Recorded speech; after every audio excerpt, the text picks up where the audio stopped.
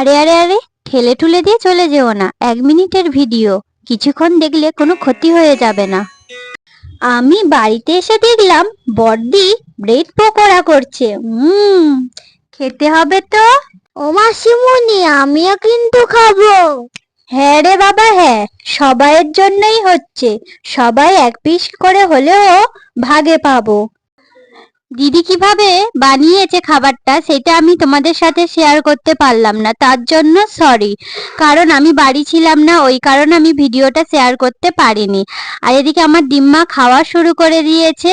প্রথম যেটা ভাজা হয়েছে ডিম্মাকে দিয়ে শুরু হয়েছে। আর এদিকে আমাদের 3 বাঁদরি বসে বসে মোবাইল দেখতে ব্যস্ত আর বদমাইশি করতে ব্যস্ত।